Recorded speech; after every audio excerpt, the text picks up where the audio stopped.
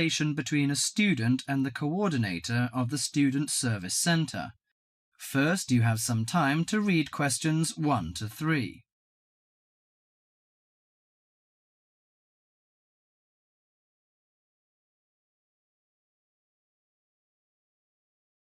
Now listen to the conversation and answer questions 1 to 3.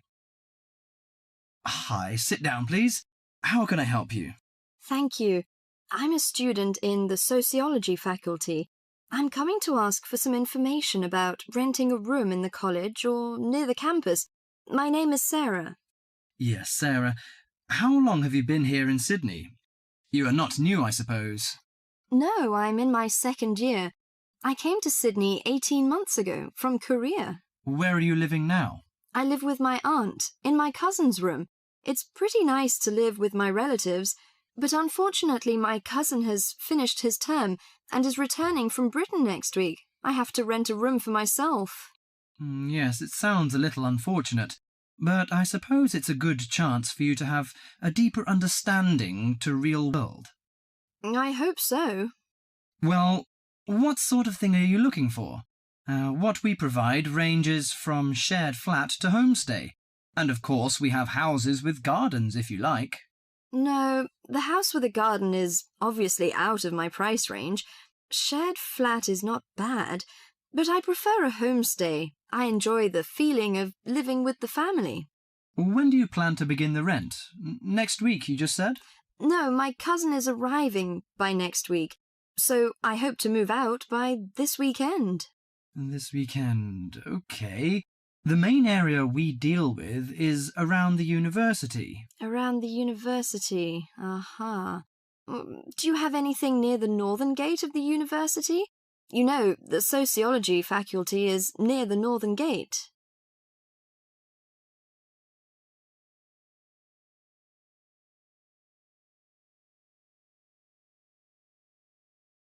Before you hear the rest of the conversation, you have some time to look at questions 4 to 10.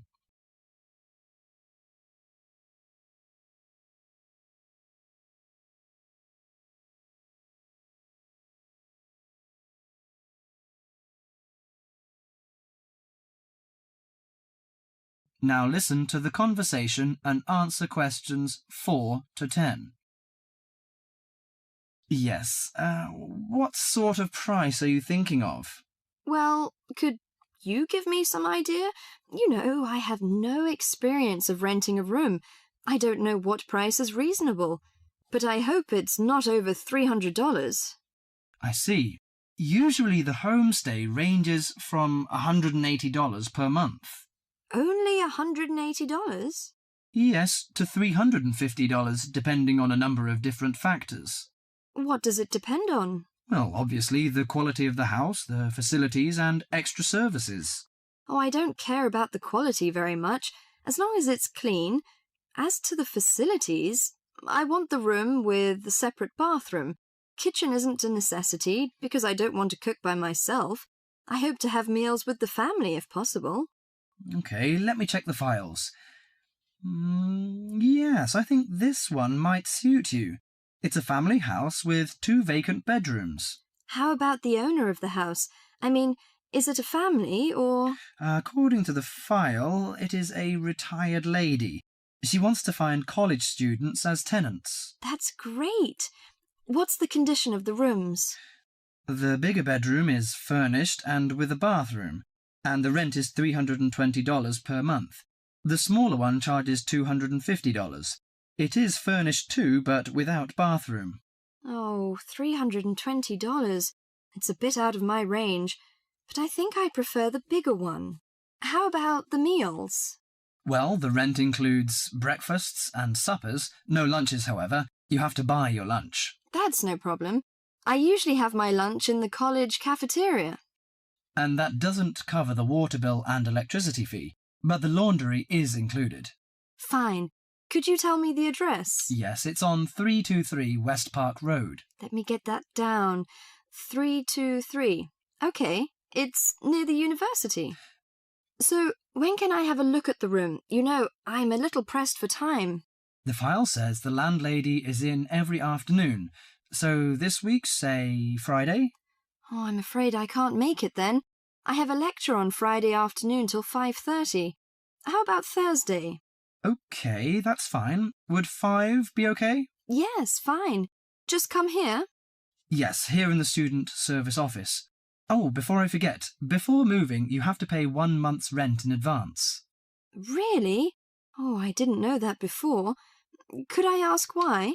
As the deposit. You know, in case you damage the property or move out without giving notice. Usually this doesn't happen, but standing in the owner's shoes... Yes, I understand it all. So that's $320. Okay, I'll take the money. If I'm satisfied... Well, a word of advice. Don't forget to get a receipt when you pay the deposit or rent. Yes, thank you so much. That is the end of part 1. You now have half a minute to check your answers.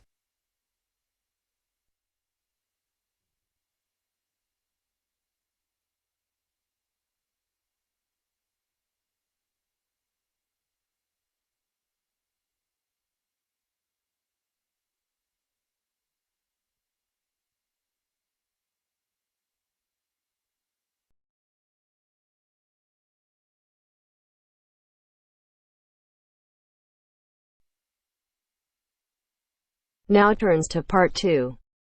Part 2. You're going to listen to a talk about the food we eat.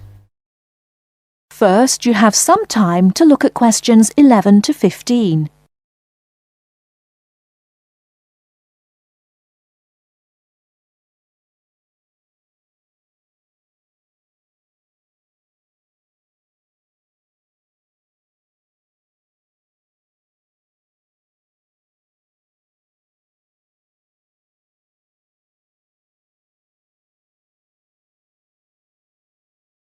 Now, listen carefully and answer questions 11 to 15.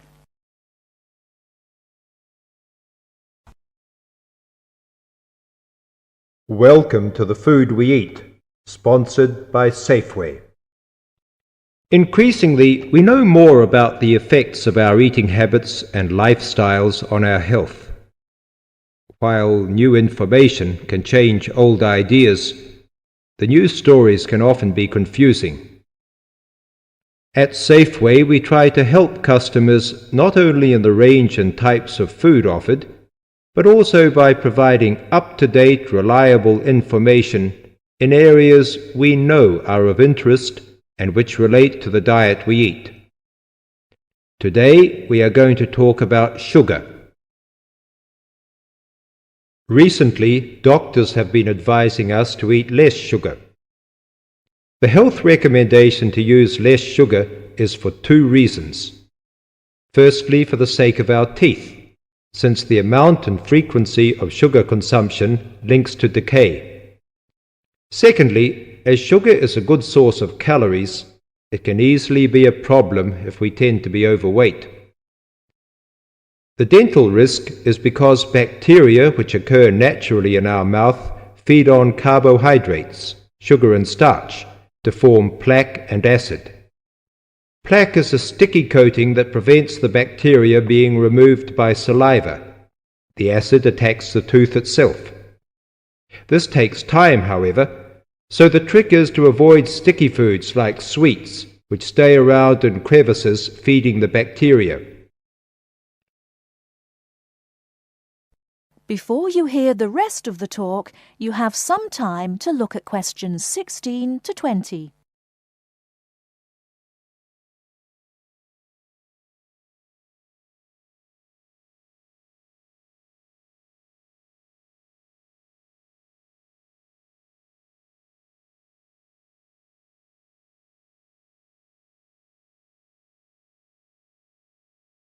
Now listen and answer questions 16 to 20.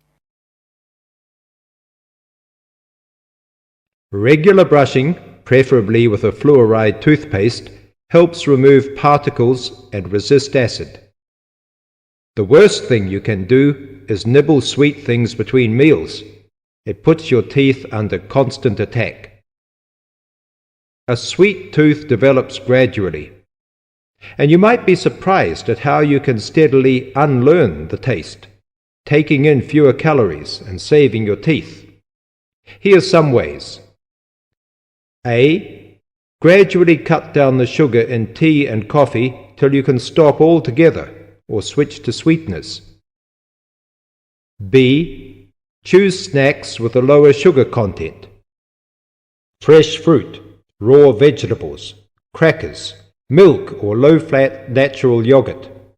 Remember, some fruits like raisins have lots of sugar. C. Look for reduced sugar alternatives. There are more and more around, from diet drinks to yogurts, even jams and sauces. D. Try gradually to cut back on the sugar you use in cooking, especially in baking. That is the end of part 2. You now have half a minute to check your answers.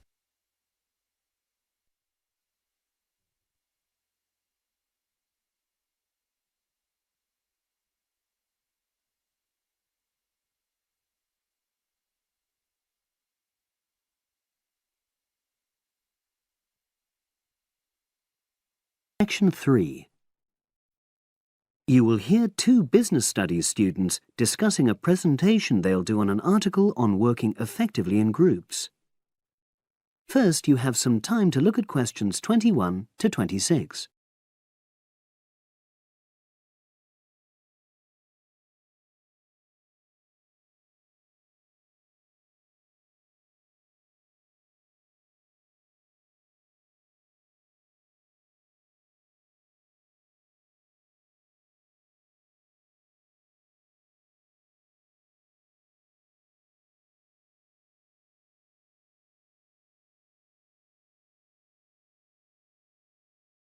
Now listen and answer questions 21 to 26. So, Brad, what did you think of the article on group work? Oh, hi, Helen. Yeah, it was pretty good, with helpful pieces of advice on how to make group work effective. I think we were lucky to be given such a straightforward text to present at the management skills seminar. Yeah. Actually, shall we discuss it now? Have you got time? Sure. It's only a 10-minute presentation, so we just need to explain and then give our views on the main points raised in the article. I'll jot down some notes. Right. So, there are 3 main sections.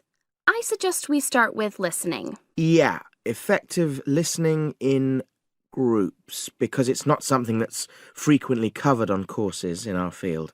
No, and we should say that in the presentation. Yeah. And also effective listening's pretty simple, you know. I don't think it's hard to learn. Well, people think it's easy, but in my experience, most of us tend to be very lazy listeners. Okay, I wouldn't argue with that. Something I do think we should emphasize is the power of the listener's posture, gestures, etc., in making speakers feel respected. Not that you're just waiting for them to finish before jumping in with your own ideas. Uh-huh. Okay, right. The next section is on goal setting. Let's make sure we're clear what the article says on this. Yeah. Well, firstly, it says that all group members must be given time to explain their own goals. That's it, yeah. And then, did it say that the whole group should agree on common goals? That's a bit too strong. It's more that everyone's agendas should be equally acceptable. But it does say that goals have to be realistic, you know. Achievable within a particular time? You've got it. That's really what the article's saying. There isn't really any point in having ideals if group members know they won't come to anything within a reasonable period. So, I think a summary covering those points will be enough for that part of the presentation, don't you? Yeah.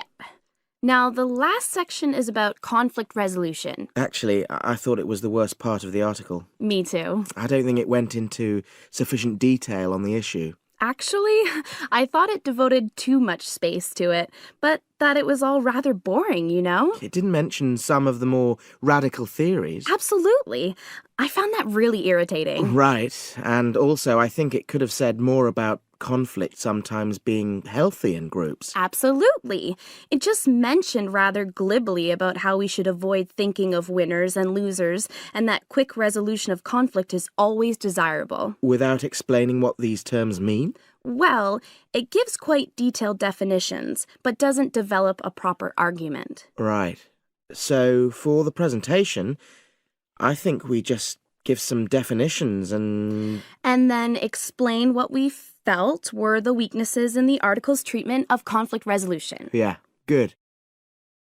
Now you have some time to look at questions 27 to 30.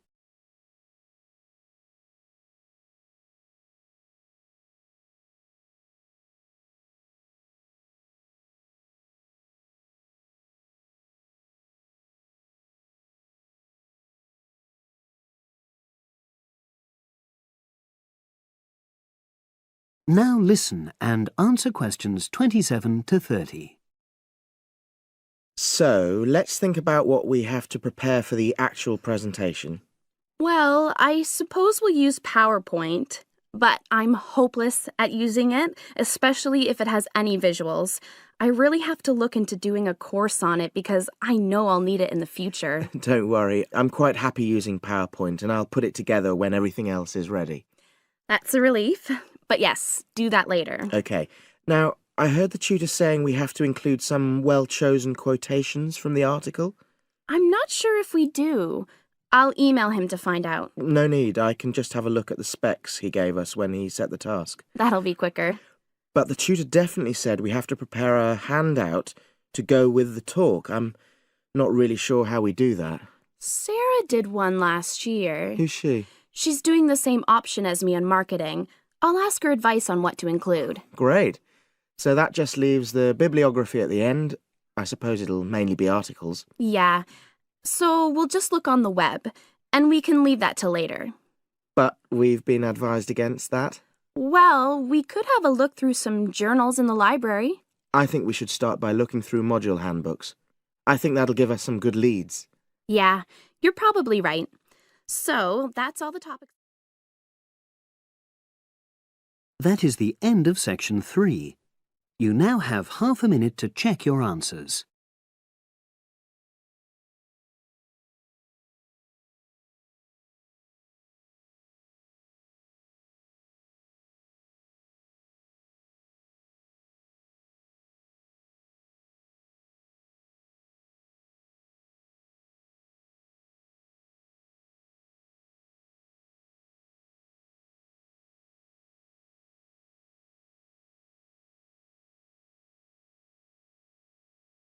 That is the end of part 3.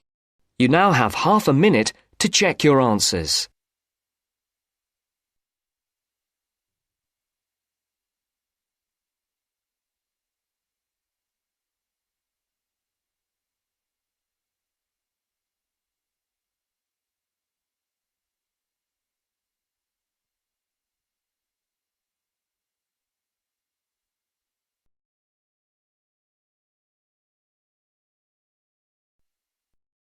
Now turns to part 4. Part 4. You'll hear an introduction about the tutorial courses of the physics school. First, you have some time to look at questions 31 to 40.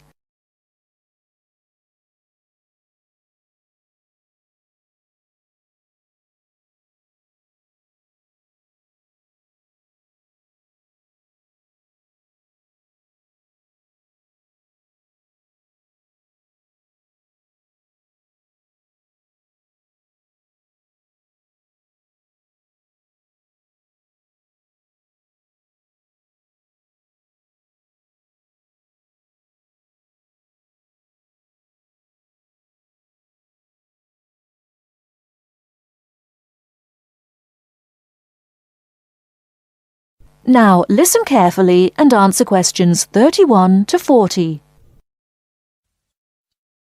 Welcome to Orientation Week. This is the physics school session, and we'll welcome Professor Smith, the head of the school, to introduce you to the tutorial system. Welcome, Professor Smith.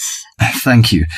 You may have noticed life at university is totally different from that of school. For you, tutorials are an important part of the teaching program. Tutors are the primary contact between undergraduate students and the school.